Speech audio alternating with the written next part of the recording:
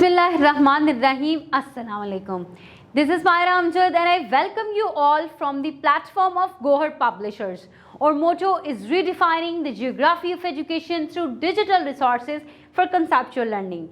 Dear students, आज हम Gohar science class 4 का चैप्टर नंबर 6 फाइंड अप करने जा रहे हैं जिसका नाम है फोर्सेस इन मोशन और आज हम करेंगे assessment.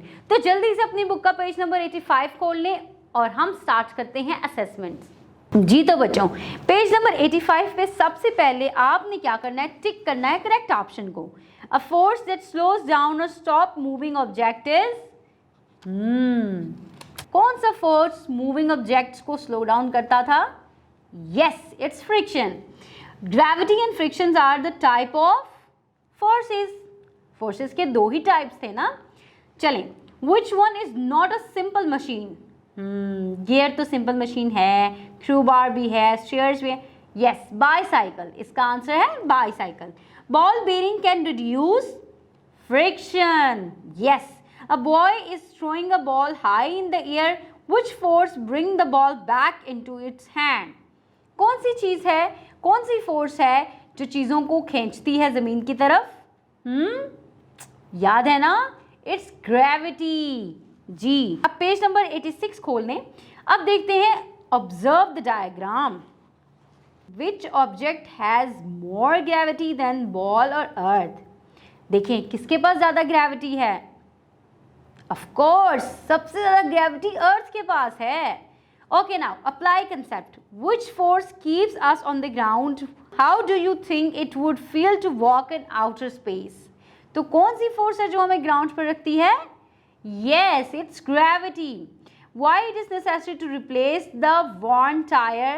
Yes, due to less friction. It is easy to slip on wet floor. Explain why it is easy to slip on floor that is wet. Due to less friction, of course, क्योंकि वहाँ पे friction कम होगी, रगड़ कम होगी और आपकी moving force को reduce करने का force कम होगा. How are forces in motion related? Ji, if we apply force on a moving object in direction of motion, then speed of object will increase.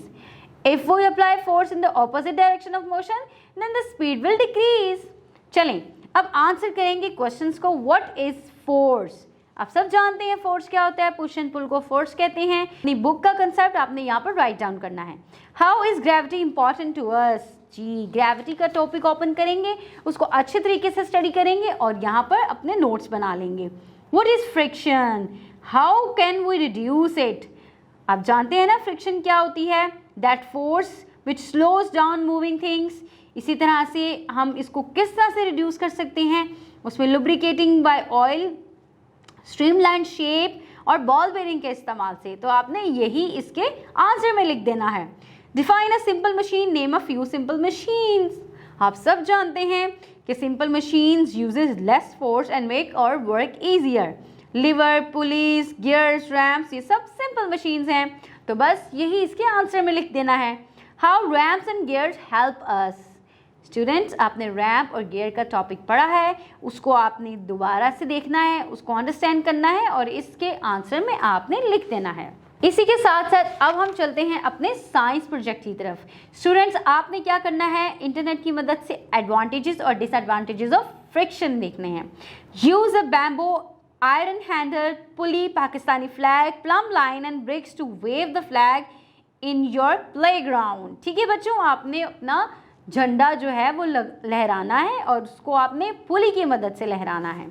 इसी के साथ साथ पेज नंबर 86 पर मौजूद वेब लिंक्स को ओपन करना है ताकि आपकी इन्फॉर्मेशन में मजीद इजाफा हो सके। जी तो स्टूडेंट्स, ये था हमारा फोर्सेस एंड मोशन का टॉपिक। उम्मीद है आपको इसके तमाम कंसेप्ट्स की अच्छे तरीके से समझ आ गई होगी और अब आप सबको force, motion, types of force, gravitational force, friction और सिंपल मशीन के बारे में बता सकते हैं। अपना बहुत सारा ख्याल रखिएगा, इन एक्टिविटीज़ को परफॉर्म करिएगा। हम न्यू लेसन के साथ न्यू वीडियो में मिलेंगे। टिल देन, अल्लाह हाफिज़।